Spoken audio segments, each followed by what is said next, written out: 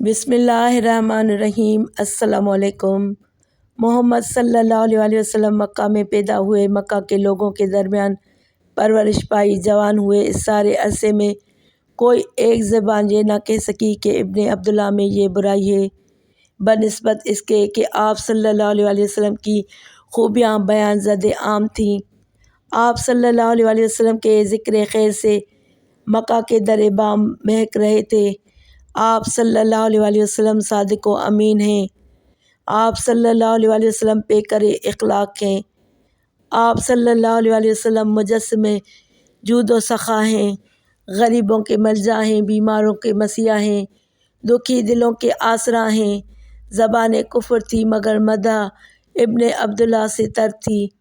آپ صلی اللہ علیہ وسلم پیغمبر ہیں، یہ راز نہاں تھا، مگر اطوار و عمل سے بیان ہو رہا تھا۔ یہ وہ وقت تھا جب آپ صلی اللہ علیہ وسلم تجارتی میدان میں قدم رنجہ فرما رہے تھے۔ شریک تجارت آپ صلی اللہ علیہ وسلم کے گن گا رہے تھے۔ نفع نقصان میں آپ صلی اللہ علیہ وسلم عدل فرما تھے۔ ہر طرف خوشبوئے خوش رنگ پھیلی تو بی بی خدیجۃ الکبریٰ رضی اللہ تعالیٰ عنہا تک پہنچ گئی۔ یہ کاروباری خاتون تھیں، ایسے درب بہا سے فیضیاب ہونا چاہیے۔ ہمیں ایسے ہی فن تجارت میں ممتاز شخص کی تلاش ہے۔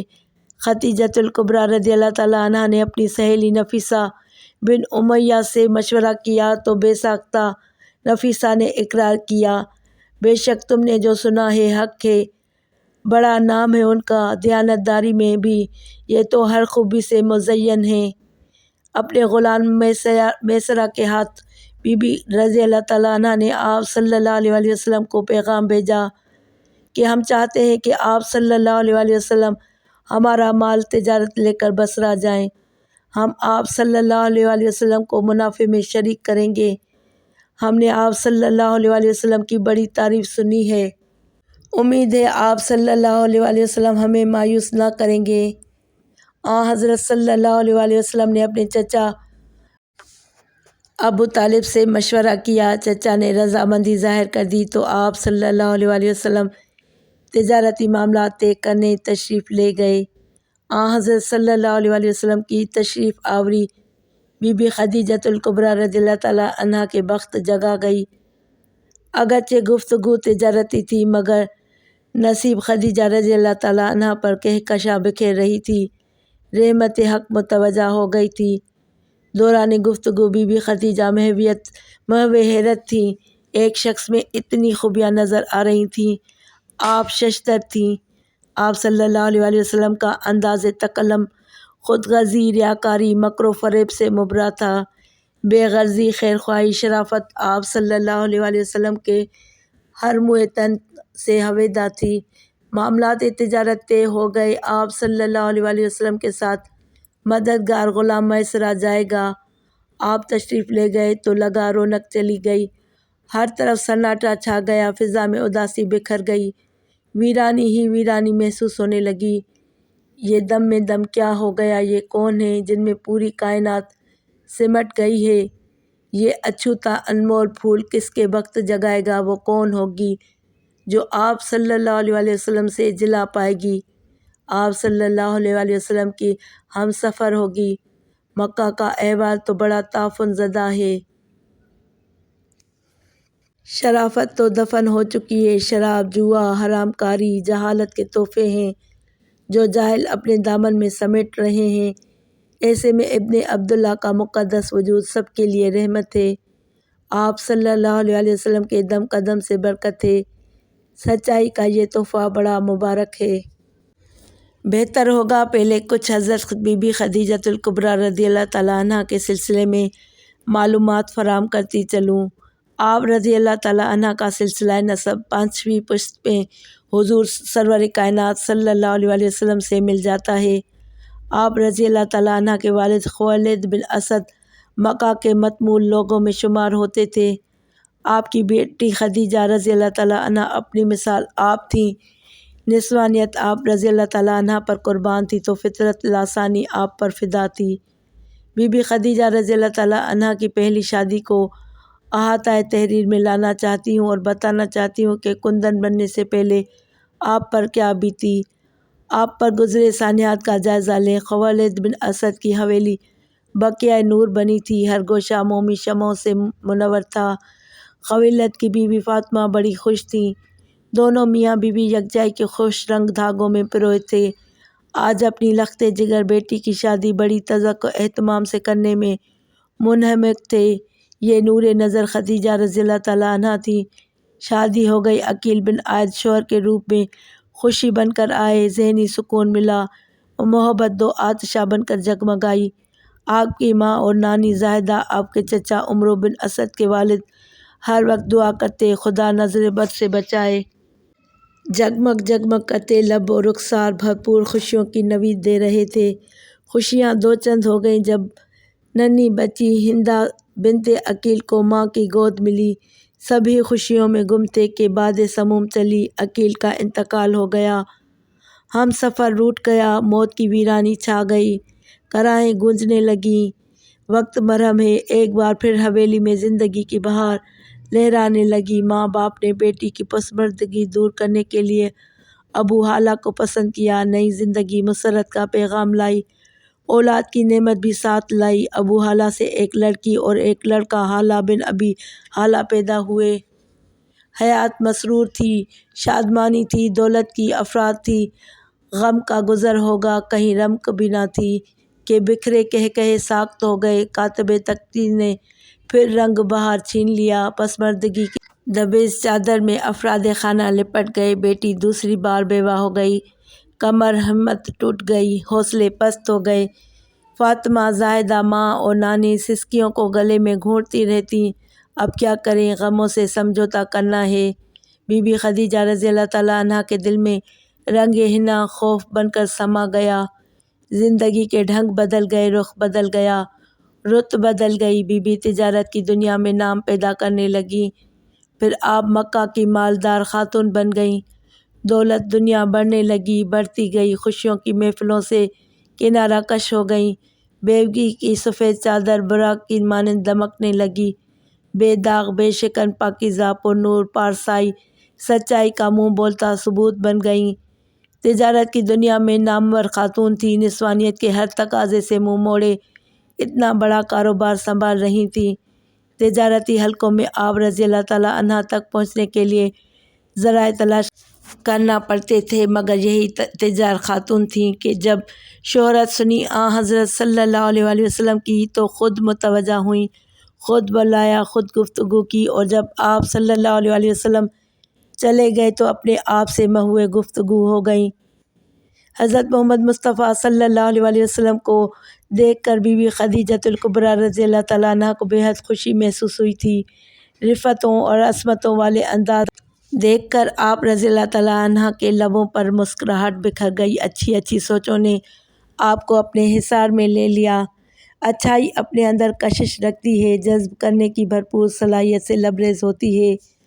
حضرت صلی اللہ علیہ وآلہ وسلم تو ہر اچھائی سے بالا تر تھے۔ بی بی آپ صلی اللہ علیہ وآلہ وسلم کی شخصیت سے متاثر ہو گئیں، آپ صلی اللہ علیہ وآلہ وسلم پر سوچنے لگیں تو یہ حق تھا، آپ صلی اللہ علیہ وآلہ وسلم کی عظمتوں کا، آپ صلی اللہ علیہ وآلہ وسلم کی خوبیوں کی تو غیر متعارف تھے۔ تجارتی حلقوں میں آپ صلی اللہ علیہ وآلہ وسلم کی شہرت بلند مقام رکھتی تھی، جبکہ آپ صلی اللہ علیہ وآلہ وسلم نے پہلے بھی کئی تجارتی سفر کیے، شام، یمن، بصرہ اور بھی مختلف شہروں میں تشریف لے گئے۔ ایک صاحب کہتے ہیں، میں نے ہمیشہ محمد صلی اللہ علیہ وآلہ وسلم کو ہمیشہ راست باز پایا اور صادق و وعد پایا، نیک وکاری میں صاف پایا۔ عبداللہ ابن ابی الحمہ رضی اللہ تعالیٰ عنہ فرماتے ہیں، ایک ایسا واقعہ جس نے مجھے تحیر سے متحیر کر دیا۔ ایک بار میں نے حضرت صلی اللہ علیہ وآلہ وسلم کو ایک جگہ ملنے کا وقت دیا اور کہا، مجھے آپ صلی اللہ علیہ وآلہ وسلم سے کچھ ضروری معاملات پر گفتگو کرنی ہے، امید ہے آپ صلی اللہ علیہ وآلہ وسلم مجھے ضرور ملیں گے۔ وعدہ کر لیا، مگر افسوس کہ میں بھول گیا۔ 3 دن گزر گئے، اچانک یاد آیا تو میں بھاگا۔ جب اس مقام پر پہنچا تو حیرت سے کنگ ہو گیا، ذہن کلا بازیاں کھا گیا۔ یہ بعید از قیاس مشاہدہ تھا کہ آپ صلی اللہ علیہ وسلم وہاں تشریف فرما تھے۔ مجھے محبوب پایا، غرق ندامت پایا، شرمسار پایا، مگر یہ میری کیفیت قلبی تھی۔ آپ صلی اللہ علیہ وسلم نے صرف اتنا فرمایا، میں 3 دن سے تمہارا منتظر ہوں، تم نے مجھے زحمت دی۔ بی بی خدیجہ الکبریٰ رضی اللہ تعالیٰ عنہ کا مال تجارت لے کر آپ صلی اللہ علیہ وسلم ملک شام گئے۔ غلام میسرہ بھی ساتھ تھا۔ راستے میں وہ مقام بھی آئے جہاں آپ صلی اللہ علیہ وسلم نے اپنی والدہ کے ساتھ سفر میں تشریف لے گئے تھے اور حضرت صلی اللہ علیہ وسلم کے والد کے نقش پا ثبت تھے۔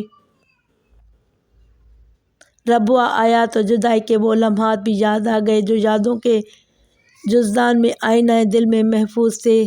آپ صلی اللہ علیہ وسلم نے ہمت و استقامت کا عملی نمونہ پیش امت کیا، نہ روئے، نہ بین کیا، نہ یادوں کے بند در کھولے۔